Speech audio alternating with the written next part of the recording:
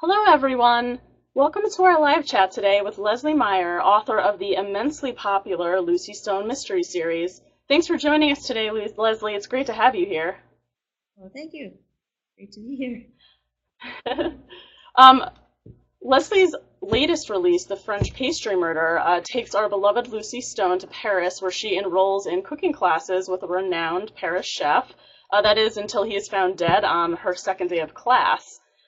So we have quite an interesting chat to talk about this book, and we also have a great giveaway that we're running today. You can enter to win a touch of Paris for your kitchen.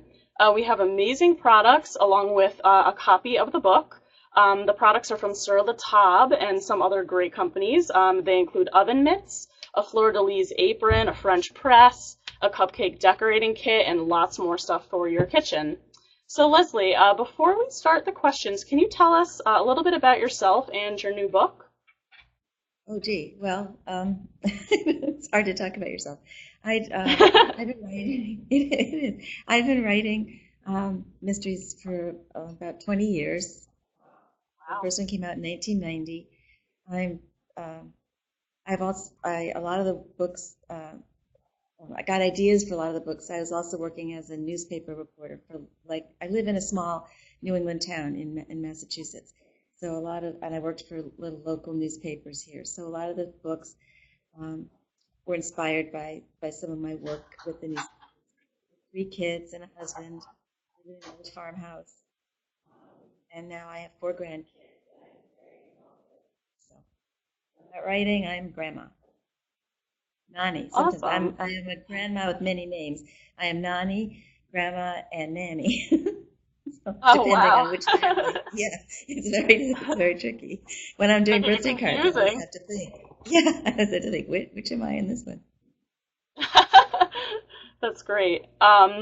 So we have a couple questions coming through from some very eager fans, and one of the Great. first ones talks just about kind of your process. Lisa wants to know what the process is for you before you begin writing a book, Well, before I begin writing, um, or if there is well, no process, that's fine too. Everyone's different. there is a process, of course. Yeah, a lot of times my books are suggested by my editor or my agent, but not in a very specific way. For, sometimes I'll think of something I want to do. For French Pastry Murder, I wanted to go to Paris, and Hmm. I knew um, a project, a reason to go would make it tax deductible. So I thought I would write a book about Paris, and Yeah. so that was actually the beginning of French Pastry Murder. My editor, John, was very keen on getting something about food in the title. So with those two things, I'm going to Paris and I'm going to write a book about food. Yeah. That's how pastry started. Thereby Two of hangs my the favorite tale. things. Yeah. Exactly. Yep. Do you? I was wondering, do you ever storyboard? Use storyboards during your writing process, or is there anything like that that you do? It's sort of. I do what I do is I start out with a pile of index cards, and Oh. I kind of do sort of free. What do you call it? Where you free associate. I just kind of Mhm. think of things. Right. Um, I try to put in. I try to think of of characters that would fit in with the story, um, and the plot kind of things that might happen, and Right. from these little like just sentences or words, eventually I put together a plot. And then so from the little cards, I move on to an actual outline, and it takes me usually about it sounds pathetic, but it takes about two months to put together the outline. But it's not the kind of thing you can rush. And it's also um, you can't just sit there staring at index cards. There's a lot of going Right. for walks and folding Hmm. laundry and emptying Absolutely. closets things like that. And while I'm doing those things, I'll get ideas. Some cathartic cleaning and throw that in there. That always helps. Mhm.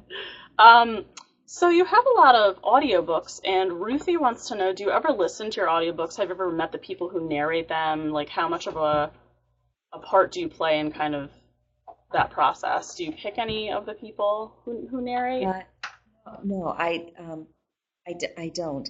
But I did hear the promo for the first one, and the tape, and I just thought the actress was wonderful.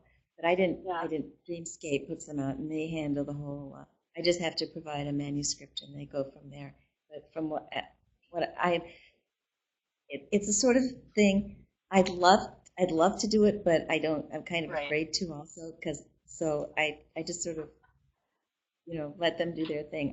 But what I did hear, I was really pleased with. She had a lovely little Maine accent, and I thought it was, I'm sure it's quite a process making an audiobook. It's so interesting to me. yeah, yeah. Um, I've heard good how things about about. go ahead. I just heard good things about the Dreamscape tapes. People Yeah, seem to like them. absolutely. Well done. Now, I love the cover, and you can see like behind me we have 3 copies of the book on the shelf. It's so beautiful. Did you have any say in the cover designs for your books, or No, do you no, kind of have an idea that you play off of? a little say they asked. He did ask if I had any ideas, and I said, well, I think we should definitely have the Eiffel Tower, and I thought pink was a good color, Yes. so I can take credit for that. But they have great artists at Kensington who Yeah, it's do the fantastic. yeah, and Um, it's kind of cute though. It reminds me of my mother had wallpaper in our bathroom that was kind of like this cover with little oh French wow. poodles and Eiffel Towers, yeah, little Ah, pink bows and things. Yeah, it's oh, really that's cute. adorable. We're very 50s, um, you know. yeah, right? Absolutely. I like it though. It's very chic. Uh, Sandy wants to know, do you like writing standalone novels or series better? We know that you have a lot of books in your series, and why? What do you think Um, is well, I like the series because I have contracts and they pay me for them. I have tried a few. I have tried a few standalones, but I, they, it's very hard for me to switch. I did sort of make a stab at trying to do a suspense or something, a thriller type thing, but I just don't work that way. I do have a couple of other mysteries tucked away.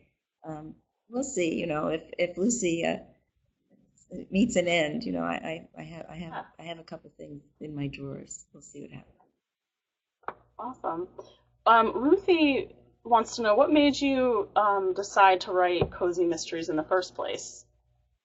I don't know. I think it's just those are the kind of books I would like to read. So, Mhm.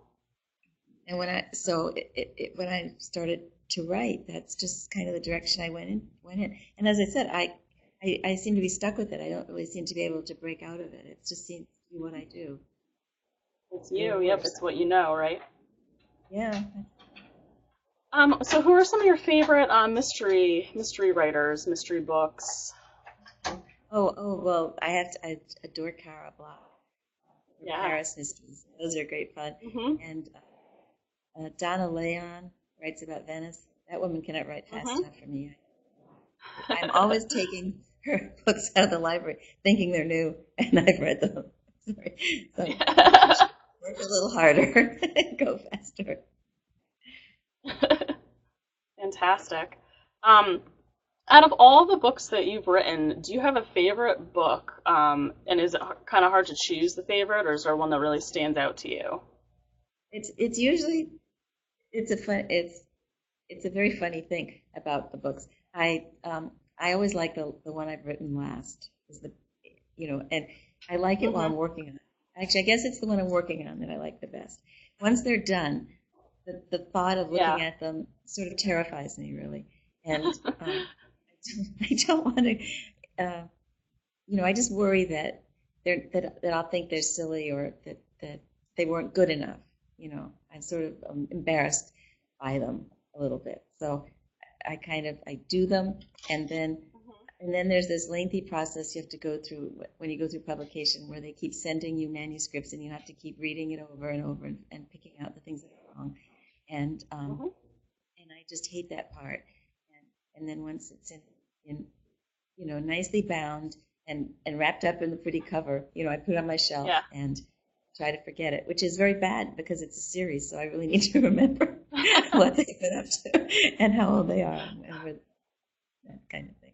It's like It the was closest difficult. one to you is, yeah. Actually, the book I'm working on, I had to, the book I'm working on is called Candy Corn Murder, but it draws back, actually, Ah, it goes back to the first book. It draws on some things that happened in the first book, sort of as a oh, neat. backstory. And so, I had to go back and read the first book, and Hmm. it was an educational Wow. experience. A trip down memory lane. When does Candy Corn Murder, when is that set to come out? I guess in about a year. Oh, everybody, you heard it here first. The next book in Or is about a there, year. I think that's right. I get confused. I'm always working on a book and There's a I forget lot. anymore. Um, Yeah, it would be. I have to get it in January, and it'll probably come out. That's fine. I'm ready. Excellent. Yeah. Um, how about like choosing names for your characters? In the French Pastry Murder, there's, lots of French characters and French, themed things. So how do you have any process for coming up with names in your books, or do they kind of just come out of nowhere and This is the author's trick. You keep the yeah, phone book.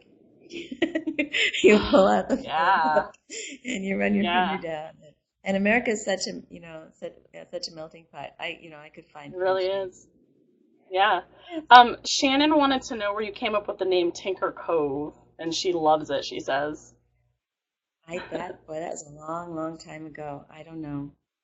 I really don't. I just wanted Some phone something book. quaint and Maine sounding, and just just to get ideas. It just came to me. We've Yeah, been stuck with it ever since. it's a great name. Yeah, Um, Sue wants to know, have you ever been to Paris? And if so, what was your favorite part? If not, would you like to go? Of oh, I've course. been quite a Yeah, few times. yeah. It was I always love going to Paris. I guess I guess my favorite part is the Marais. It used to be the old Jewish section, but now it's getting to be a little bit like Soho in New York. It's getting to be a little Mhm. bit too trendy, a little bit too. You find that you didn't used to in the past. It used to be a lot of independent little places and stuff, but now it's chains and stuff are sort of big. But Right. it's a great. There are a lot of super museums there. It's just Mhm. a nice, quaint, really quaint. Yeah, I love Paris too. I've been there several times, and I want to keep going. Um, Lisa is interested in kind of your writing background, and she says, have you received any special training in writing, or did you just try your hand at it one day? I just try. Well, I was an English major, so I guess my Yeah. training was really reading. I've Hmm. always been a compulsive reader. Read, read, read. Unfortunately, not necessarily terrific book. Not class. A lot of mysteries and things like that. Right. So, but that's what I like to also. But I also read history and Hmm. biography. I'm well educated, sort of Yeah. liberal artsy sort of way. And as for the writing was something I I did it, but I never real I never thought it was anything special. Like if I had a job or something and they needed a letter or something, they'd have me write it, that kind of Yeah. thing. But I didn't. I just thought, oh, everybody can do this. And Yeah, it just I came to you naturally. Yeah. and then I thought I had been a happy housewife with my three kids, but I thought I better. They were didn't really. They were growing up, and I was worried about getting them, paying for college and all. So I thought I'd start. I had to do something. Hmm. I thought I'd be a Right. teacher. I started taking education courses, and it was really through one of those courses that the professor suggested something I wrote could be published, and that's. I sent this little story I wrote off to Ellery Queen's Mystery Mag, and they took it and they published it, and Oh, that's off we went. amazing. And then Amazing. I was doing newspaper work. So I was working with Um, reporters and also yeah. So that's how I Um, grew. that's fantastic. It's amazing how someone can tell you, oh, this could be published, and suddenly you're off and running.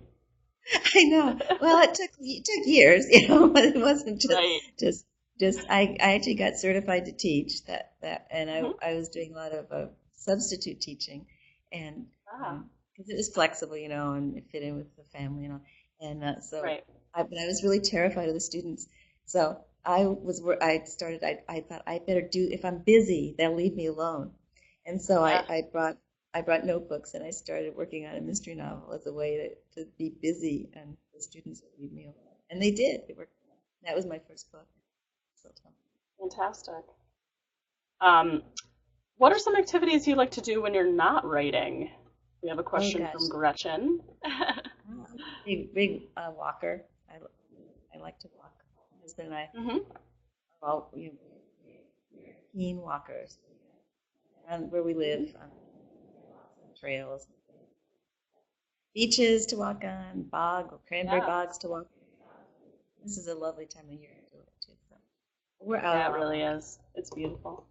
Apart Excellent. from that, oh, my new passion. This is a secret. This is my guilty secret is Outlander.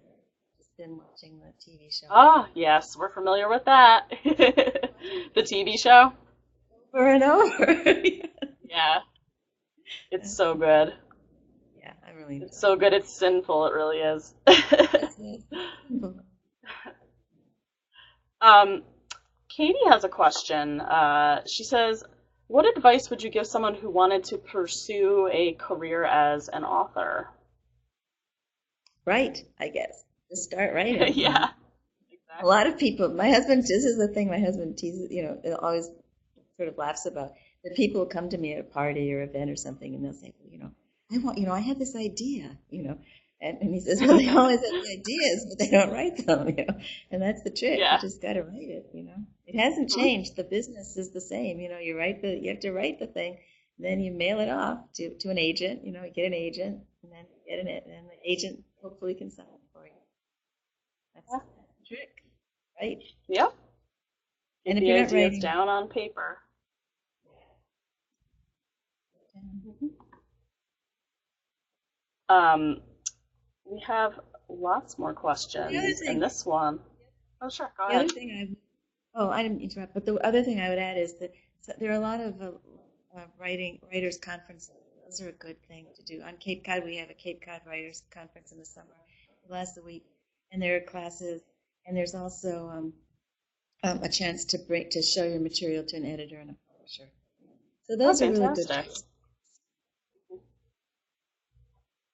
Um, Courtney has a question. She says, if you were to receive an all expense paid 2 week trip like the girls in the book did, where would you go? And who would you take with you? Oh, gee. I don't know. Well, I really I haven't been to any of the Low Countries, to Holland or Belgium. Hmm. Sort of been in. I saw that movie in about Bruges. And I wanted to go to Oh, in Bruges. Bruges. Yeah. Yeah, I stay Yeah. for two weeks. I think we'd have to pop and see the tulip. Yeah. It's beautiful The other there. place I'd like to go Uh, is India, but I'd need a oh, really carefully constructed tour to guarantee, because I'm not very, I like my things to be comfortable. yeah, absolutely. Um, yeah, I had two friends that just went to India, and they say a little India goes a long way. That's basically the gist, but they loved it. They loved like the food and the culture, just a great time. Um, Courtney wants to know, from start to finish, how long does it usually take you to write one of your cozy mysteries? It's a year. It pretty Hmm. much takes a year. About 2 months for outlining, and I tried. I usually my editor is very sweet, and he likes to have my books at Christmas time. It's sort of the new book, the Hmm. manuscript. He wants them in by Christmas, and he reads them over Christmas vacation. So, So I start in January with the outline. Then I move on to, and I send that to him, and he hopefully accepts it with a few, a few ideas and things. Then I start doing a first draft, which I try to get done by the end of June, because summer is very busy here. I have, as I said, a lot of grandkids. Yeah. People come to stay, so the summer is really busy at my house. But I can still work usually, in the breaks between visits, because I have the first draft. So it's sort of, I'm revising everything and picking away at it. Then the summer ends and it's fall, and so it's sort of like getting back to school. I really get serious again, and so I'm now just wrapping up. This is the third rewrite of the manuscript. Andy Corn, I'm working on now. I'm almost done, and then I'll do a final edit, and hopefully I'll be happy with it and be able to, just do a little bit of light fiddling with it, and I'll send it to John. I used to print it out, but now everything's electronic. It just goes. You just push a button and off it goes. Yeah. Although I still like to print things out sometimes. It's almost refreshing to see it on paper.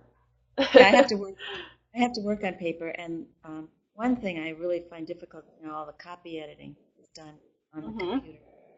Oh, absolutely. It's really agonizing for me. I used to be able to curl up on my sofa, with a big pile of paper. Yeah.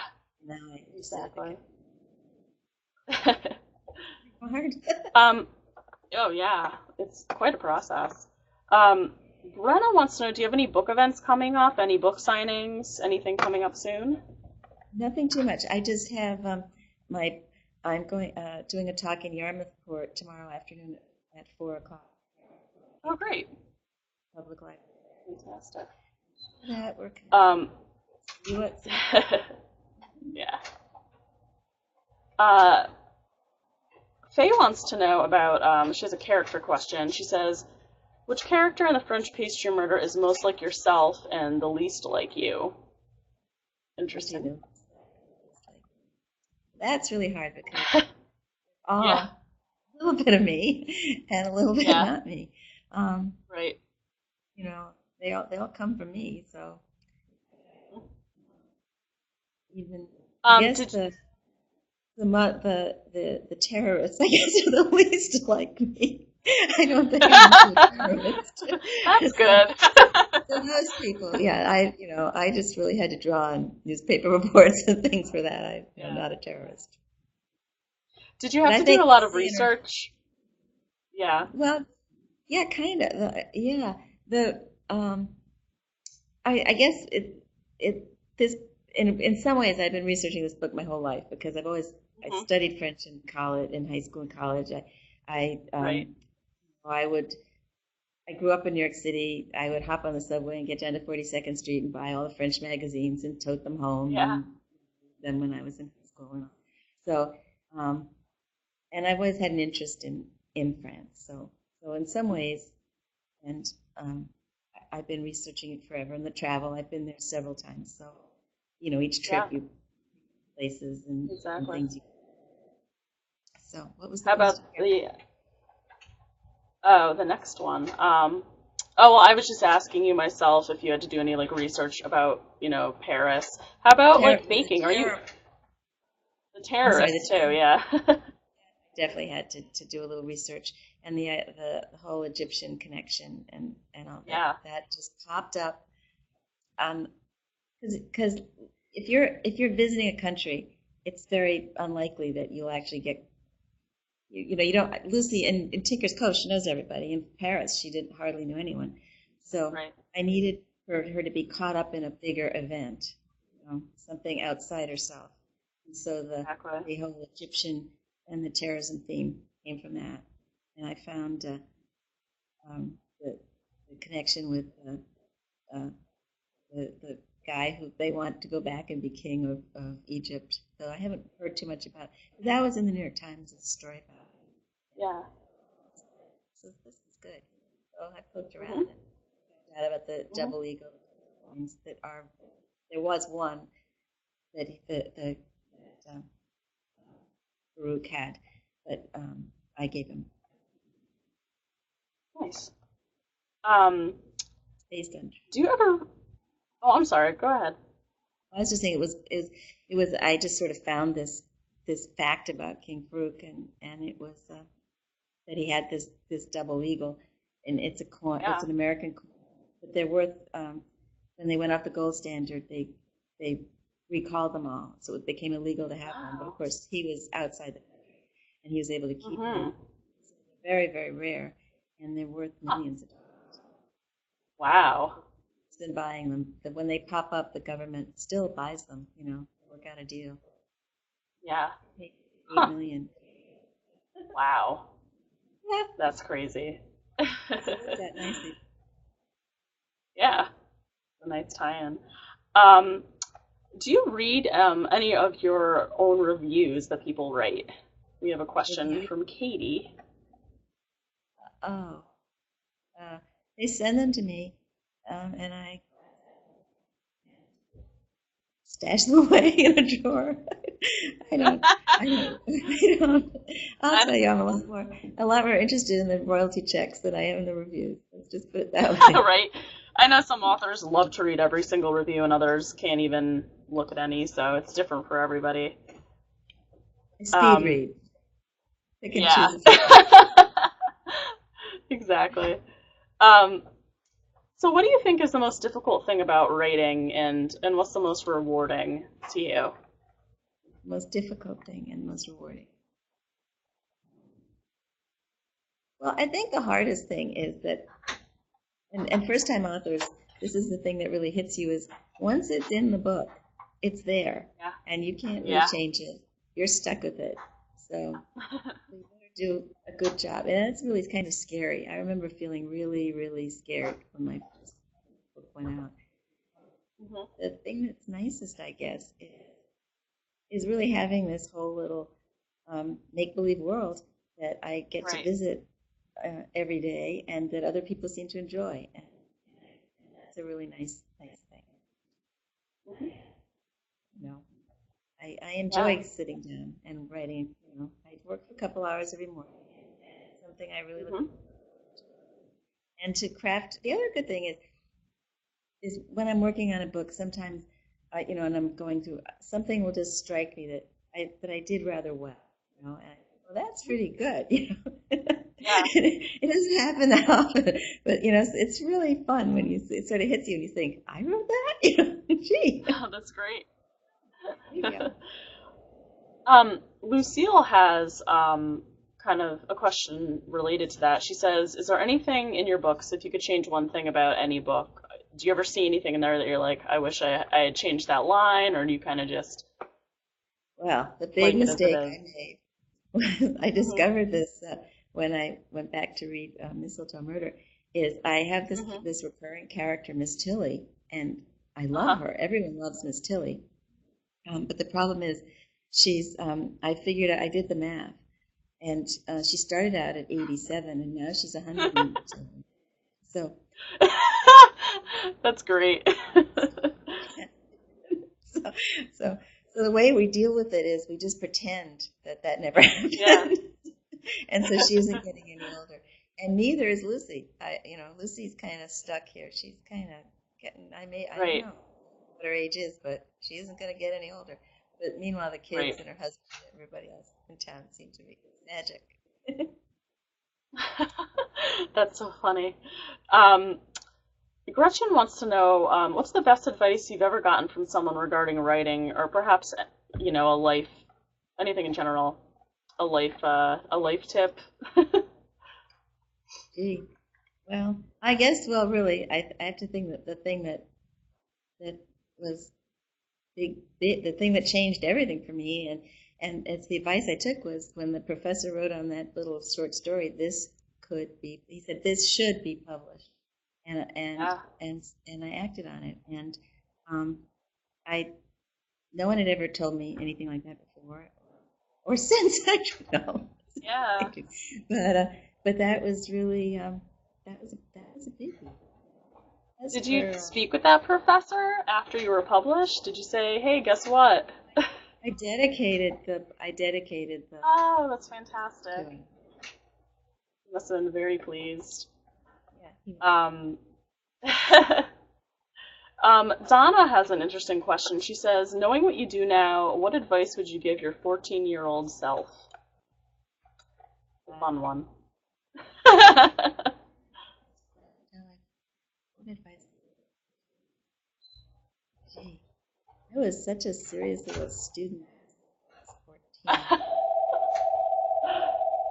I guess I'd say enjoy it. Don't be anxious. I think I was always, shuffling along, trying, writing papers and taking tests and things. And I think it would have been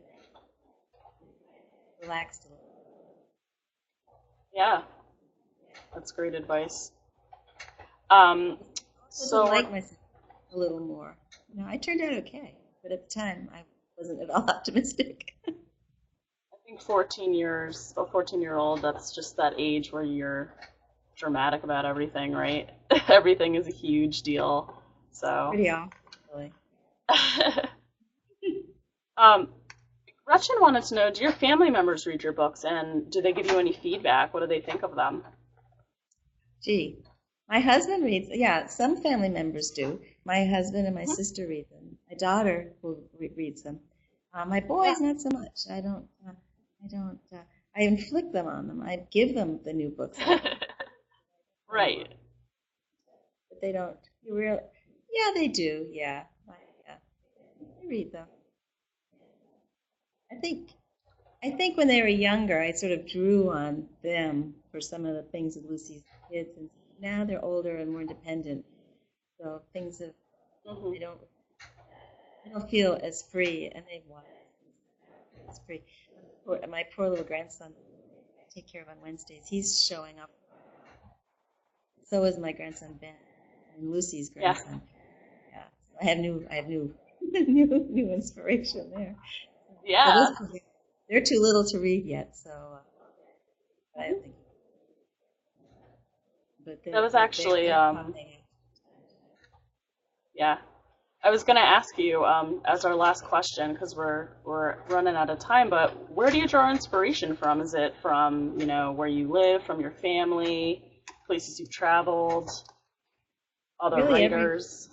everywhere, all of that stuff I've read, um, um, uh, travel, um, the like things that happen to my family, Yeah, experiences. It just sort of all stews around and pops out and yeah, absolutely. newspaper Well, stories, rhymes, yeah. unfortunately. Well, we're coming to the end of the chat, unfortunately. We have, we could talk for an hour with you because we have so many questions. But I just wanted to thank you again for joining us. It was a great chat. And we wanted to let everyone know here that we're giving away copies of the book. We're giving away a fabulous gift box full of Parisian-themed baking items and accessories from Sur La Table and some other great companies. And we just wanted to say thank you again. It was a lovely time. Oh, well, thank you so much. I really enjoyed it. It's lovely talking to you. Yeah, And have a great your day, questions Leslie. are great. Thank you. You too. Yeah. Oh, good. We're glad you enjoyed it. Bye.